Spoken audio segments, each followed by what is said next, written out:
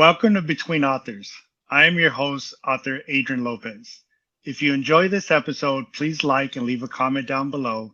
And don't forget to subscribe and hit the notification so you don't miss all the amazing authors and guests I have coming up.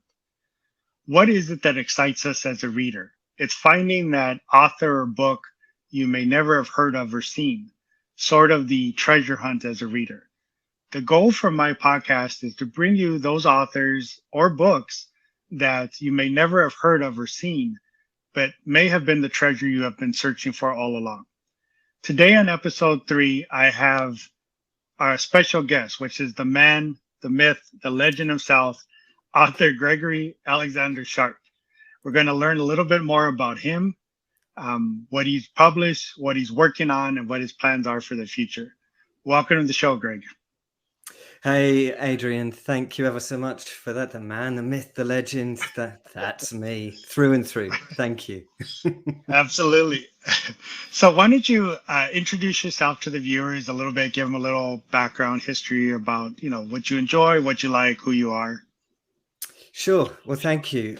So my name's Gregory Alexander Sharp. I'm from the UK. I'm from England. You can probably tell.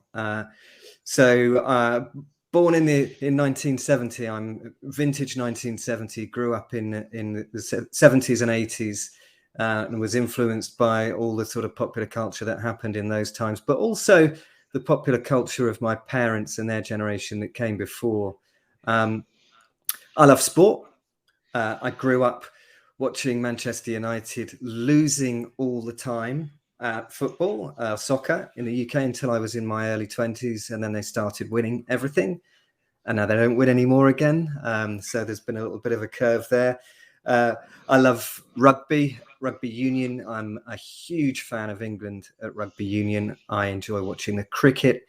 I am a mad keen golfer. I've been a crazy about golf since the 1980s. 1985. I went to see the Open Championship, and my dad took me to see the Ryder Cup, to see my great hero, Seve Ballesteros, and I've just been hooked ever since. I love it. And martial arts too. Always been big into martial arts. There's been some judo, there's been some jiu-jitsu, there's been a little bit of kung fu and a whole lot of karate. Bit of boxing, actually, when I was really small too. But mainly it was about karate. I don't train anymore these days, but I'm still very into it. I'm married. We have 4 children, all of whom have 4 legs each. So we've got a Cocker Spaniel dog. We've got a little ginger cat called Marmalade. And in the office that I'm sat in right now, I share it with 2 rabbits, Meadow and Nutmeg. And that's me. Yeah, that's great. That's a lot of good background history on who you are and what makes up the myth, the legend himself, Greg. Before we get into your books and what you've published, why don't you tell us a little bit about your influences? Sure. Well, it's an interesting one. I guess big influences in me growing up have been musical influences and the sort of style that's gone along with some of the artists that have inspired me over the years. And actually, as a small kid growing up in a house with 2 parents who were very into music, I grew up around a lot of jazz. So big Frank Sinatra house, my house. There was an awful lot of Tony Bennett going down as well. Ella Fitzgerald bouncing off the walls. And well, I must say my mum was a huge Tom Jones fan. And I kind of am too. I kind of like Tom Jones. So my brother growing up was also hugely into music, and his musical influences rubbed off on me, and I sort of learned about soul music and rock and roll, I guess, through him. So music was always a big thing. But I also think that something that sort of inspired me over the years has been a little bit of the old school, I would say. I'm kind of a modern guy, but there's a sort of a certain sort of old school thing about me, I suppose. Black and white movies, right? Cary Grant movies, Jimmy Stewart movies, And, as you probably find when we start talking about my writing work, an awful lot of the black and white horror films, there's the sort of universal pictures with Boris Karloff and Bela Lugosi and of course, Lon Chaney Jr. himself. So those were all big influences on me. Yeah, it's very interesting. Every time we talk, how similar we are in a lot of stuff. I'm a 70s baby as well. Absolutely love swing. Um, was listening to actually Tom Jones and Engelbert Humperdinck the other day as well. I love those as well. So, but yeah, and same thing. I mean, we've discussed it before. I love all the classics. I love the black and white. I love all the original horror. So it's very interesting how much you and I usually have in common when we discuss and talk about these things.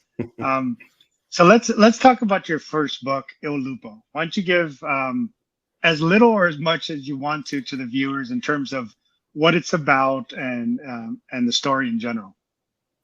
Yeah, so Il Lupo is, I'm going to give it away. It's a story in which there's a werewolf. The Lupo in this is a werewolf. So this is a story about two guys and a curse. That's the bare bones of it. Two old friends that get reunited after a couple of decades or more apart since they last saw each other when they left university.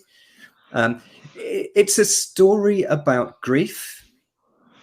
It's a story about mental health challenges around anxiety and depression and panic attacks.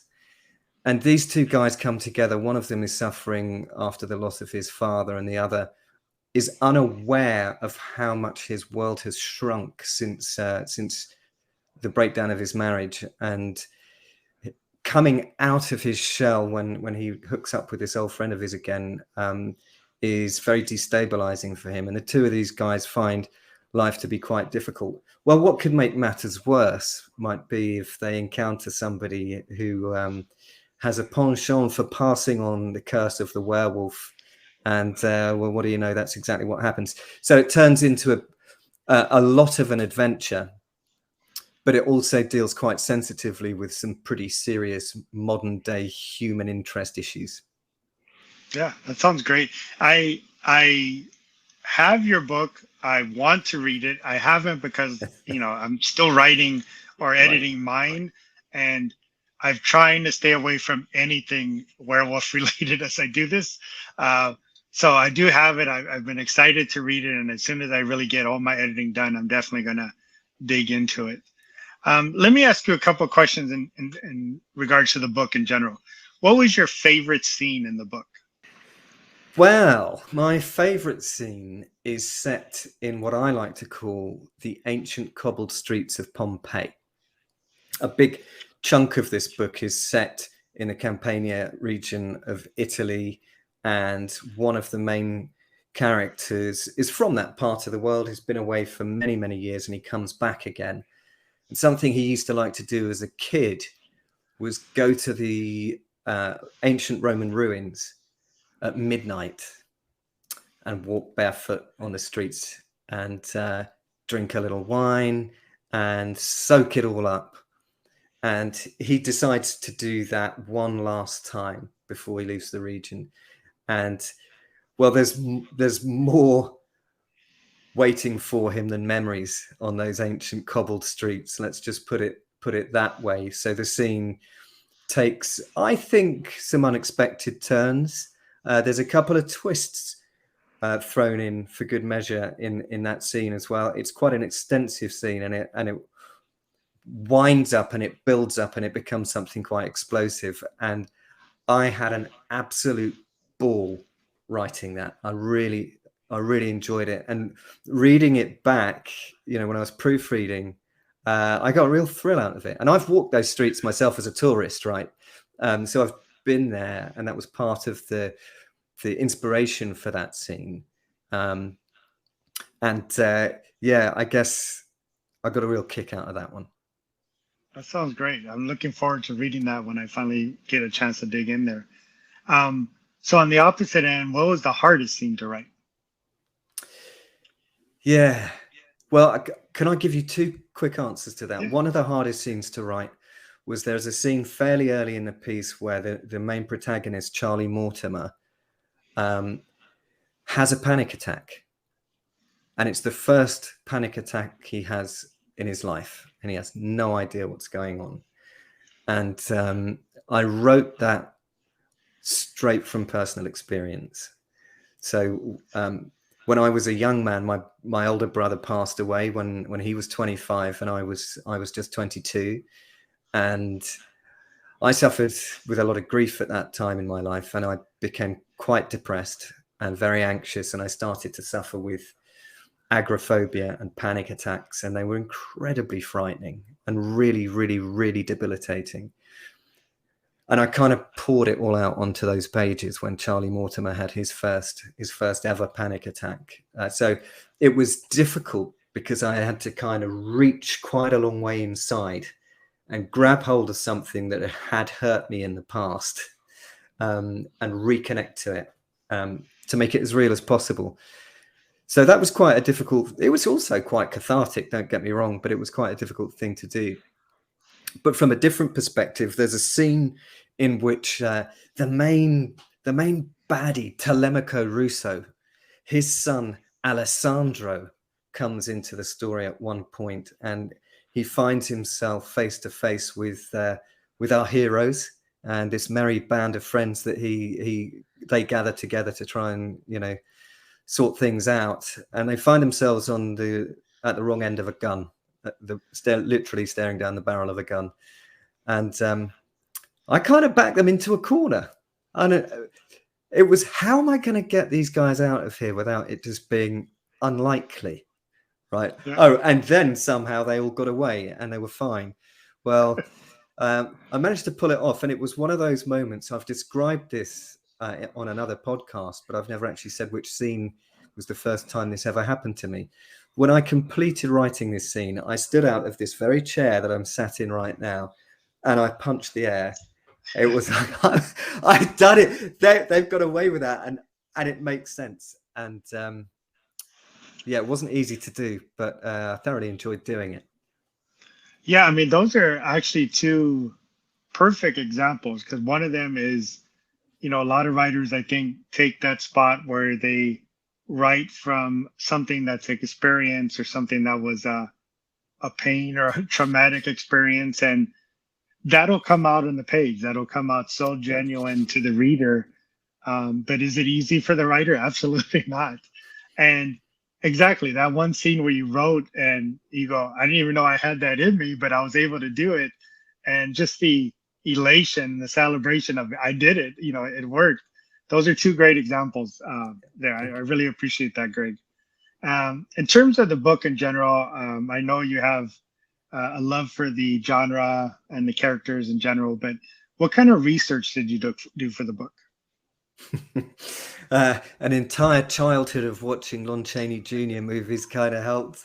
I mean, I was first introduced to the genre when I was less than 10 years of age, I guess. And Abbott and Costello Meet Frankenstein came on the TV, and you had Bela Lugosi playing Dracula, and Glenn Strange, I think, was playing Frankenstein's monster, and Lon Chaney Jr. playing the Wolfman. So, wow. What a treat. And it was in a kind of kid-friendly version of it. So I did actually spend much of my youth watching werewolf movies. I would have to say that's probably where most of my research came from the genre itself, would be from watching other people's work and taking inspiration from that. And a bit of Wikipedia and Google and all the usual things that we use these days to help us out. In terms of the locations for this particular story, I have been to Pompeii. I've been to the Amalfi Coast, where a lot of it is set, and I've spent some time there. My wife and I drove from Rome down to the Amalfi Coast, which is a journey that one of the characters takes. So that was fun. And we wound up in Naples, and which is where a couple of the other characters find themselves. And there's also quite a chunk of it set in the Highlands of Scotland. Now, my mother's side of my family are from Aberdeen in Scotland, and they have some property out near Braemar, as you're sort of getting into the Highlands. And So I'm familiar with that part of the world. So I sort of drew inspiration from places I'd been and places I'd seen. But I refreshed my memory on some of those with cheating tools like Google Earth and the like. Yeah. And then, since this is your first published book, correct, Il Lupo? Right. How did publishing your first book change your writing process? Did it change it at all? Did it maintain it? The thing that's changed my writing process more than anything else was the COVID-19 pandemic. I had tried to write this book several times and never found that I had the time to do it. I'm very fortunate that I've got, a successful career, which keeps me very busy. And that means that I don't have a lot of spare time. I play golf. I've got a family. I've got a wife, and I've got, pets to look after and things. So where do I find the time to write? Well, particularly given that I used to work in the city of London and I was commuting up to 3 hours a day in and out of the city. Now, after the pandemic and we all started working from home, I found that I had 3 hours of life given back to me. So I gave them to the creative process, and it didn't take very long for Il Lupo to be finished. So that was the revolution for me, I guess. Now, having published my first book with a publisher who provided me with, a professional editor to work with and things like that, much like yourself, I suspect, Adrian, I'm a quick learner, and I learnt a lot. So a lot of the things that got picked up in the first sweep of edits, well, they're right first time. In the second book, I would say with a degree of pride. So I certainly think that my first draft of my second book is a much more polished and complete work of literature than my first draft of Il Lupo could ever have been. Yeah. Okay, so let's discuss that. So Il Lupo 2.0, I believe it's called The Kill and the Cure. Yes, Kill and Cure. Yeah. Kill and Why don't you go ahead and give as little or as much as you want to on that? Yeah. So it's book 2. Okay, so you have a number of the characters from book 1 have survived. Not all of them by any stretch of the mark, but a number of the characters from book 1 have survived, and the story continues. What's a challenge I set myself was that I wanted to write a distinct story with a beginning and middle and an end that didn't rely on the first book. You didn't have to read book 1 if you didn't want to. You could pick up Kill and Cure and read that, and you would know everything you needed to know within the first chapter and a bit, and everything would make sense. And I think I've achieved that. Equally, if you've read the first one, you're going to be like, this is like a comfortable pair of shoes. I know these characters. I know what's going on here. And then when you feel the rug is being pulled out from under your feet, you'll be like, there's that pesky author doing that thing to me again, because he's still doing it. I didn't necessarily see that coming, and here it is. Something I think I can give away, because I've started to advertise it on social media, is that in this book, there is a certain reliance upon the existence of vampires in order for our man, Charlie Mortimer, to achieve his goals. His goal is essentially to find a cure for lycanthropy, so he can go back to being an imperfect human being, subject to all the frailties that he suffered prior to taking this curse on. And without giving too much away, he needs a vampire to help him get there. And we know vampires and werewolves don't get on. We've all seen the Underworld series. We know they rub each other up the wrong way. So there's a bit of that. There is a bit of that. In fact, there's a fair bit of that. Yeah. I mean, that's the classic Hatfield McCoy's Cats and Dogs. I mean, it's the classic. Those two just do not intermingle ever, almost ever on anything. So that's a great. I'm really looking forward to that story going forward. Let's discuss your pod by the fireside. That's something you started recently. I believe you're up to episode 5 released now on YouTube and all the podcast formats. Yeah. So Pod by the Fireside really came about around the time I published Il Lupo. I started listening to Werewolf the podcast, which is, as some of your viewers may know, it's rated in the top 10% of podcasts on planet Earth. And it's got a huge cult following globally, you know, from kind of Peru to New Zealand to United States and all over Europe. It's hugely successful.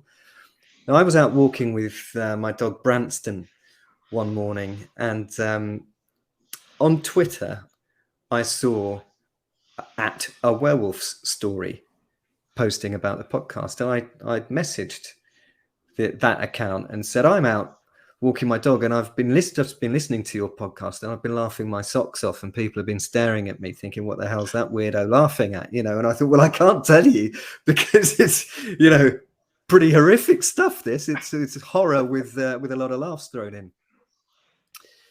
And I didn't expect to get a response, but I did. And in any case, Fenrir Thorvaldsen, who is the brains and the voices behind that podcast, most of the voices anyway, came back to me, and we started to talk to each other.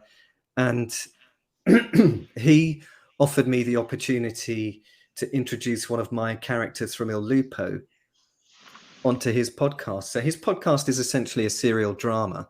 It's the life story of Fen, the wolf spirit, who is one half of an alter ego. The other half is Will, who's the human side of the werewolf character. And Fenrir came back to me and he said, let's get one of your characters involved in the life story of these two. How are we going to do it? So we started kicking this stuff around. And episode 105 of Werewolf the podcast features Ernest Wainwright, who is a character from Il Lupo. He's at the British Museum. And Will, who's one of the characters from Werewolf the podcast, comes out of the museum with a copy of Il Lupo under his arm. Right? So there's a book that this character exists in, and the character's there. The character, Ernest, is on the phone. And I acted the part of Ernest in this episode. And we actually took the transcript straight from Il Lupo. So some of the words in inverted commas in the book made it onto the podcast. So we had a little bit of a loop going on with Il Lupo there, and a paradox, right? We created our own literary paradox. So that was a bit of fun. Anyway, it was only 5 minutes, but it was a real kick for me and a lot of fun. Anyway, a week or two later, I said to him, look, why don't we do something else together? I could use some podcast software and we could do some stuff about werewolves. Do you fancy it? And he was like, yeah, but you should do a series. Don't just do it with me. Start your own podcast up. So I agreed to. And we did, the first 5 episodes were me and Fen talking about werewolves. You know, episode 1 was all about why do we like them? And then we did an hour on mythology. We did an hour on werewolves in literature, an hour and a bit on werewolves at the movies. And then we did an episode on Werewolf the podcast and Il Lupo. We kind of interviewed each other. And now, as you know, Adrian, I'm into a season of what I'm calling business as usual, which is interviews with not just authors, but authors and others. I've got some martial arts instructors lined up that I want to talk to as well. And they're proving to be a lot of fun. It's a different thing. I had no plan to do it, but now I'm doing it. I'm really enjoying it. Yeah, I mean, it was the same thing for me. I never planned to do this, but it just felt like the right thing to do. And they are a lot of fun. I mean, I'm really enjoying it. For those that are watching this, in the description below, I'll leave all the links for Greg's books, his podcast. I actually have the link to Greg's podcast and Werewolf the podcast. Sorry, they lost it there for a second. That are always in the descriptions because I love both the podcasts and they'll always be in the descriptions. You can find them so you can link over to their podcast as well. So going forward, Greg, what are future plans after 2.0? Do you plan on staying in the genre? Do you plan on doing some other stuff? Are there other things you're thinking of writing? Yes to all of the above. So I'm going to stay in the genre and I'm going to come out of the genre. There is going to be another in the series, and there will be things unrelated. I've started writing the third book that I had a hankering to write, which will be a step away from this genre and this series, a brief sojourn into something eminently more commercial, but that's going to be, I hope, a lot of fun. And I'm not going to give too much away about it because it's a cracking idea, and I want to be the one that writes it. But it will be something that will be probably not quite the sort of 400 pages of Lupo. It'll be a little bit more punchy than that, I think. There will be an air of familiarity about it, and there will be a thread of revenge, or the desire for revenge, that will run all the way through it. So there will be fun to be had, I think, with that, and some character names that people might even be familiar with. There will be a third book in the Lupo series. Will there be a fourth? At this point, I'd always planned for there to be at least 3. Let's put it that way. I tend to be the sort of writer that has a rough outline of what I want to write, and then when I start writing, I just kind of throw that in the waste paper basket and do what comes, So it could be that I have my final outcome for these characters planned in book 3, but I might get 10 pages in and say, that's not happening here. Right. So we'll see a little bit on that one. I do know how it ends, though. I just don't know which book it ends in. Let's put it that way. And I also have a more spiritual book that I'm going to write too, which will be based around the teachings of the Bhagavad Gita, if I can pronounce that correctly. So one of the most ancient Sanskrit spiritual writings in the history of humankind. So not taking too much on there at all, but I'm going to set it in a psychiatric wing of a penitentiary, and there will be an inmate there who will be rather more than he appears to be, and will change the lives of those around him forever. And I've got a premise that I'm fleshing out. So the very commercial piece is underway. The third Lupo book, I'll be starting on that as soon as I'm published with Kill and Cure. I know the story. I do know that. I just don't know whether or not I want to end it in book 3. That's the only thing. And then I can't wait to get cracking on the other one too. That sounds great. I want to thank you for coming on today, Greg. This has been a lot of fun. Definitely excited for what you have coming up. Definitely excited for your podcast to see where you take it and where you go going forward. For those, again, that are watching, the viewers, please leave a like for the episode. Definitely leave a comment for either myself or Greg. Let us know what you enjoyed. If you have any additional questions, just let us know in general what you thought about the episode. I will leave all the links for both myself and Greg in the description below. And like I said, in every description and every episode I do have the links for both Greg's podcast and Werewolf the podcast as well. Thank you again, viewers, for watching. Hope you subscribe and hit the notification so you don't miss any of the upcoming episodes. Thanks a lot, Greg, for coming on, and I truly appreciate it. Thanks, Adrian.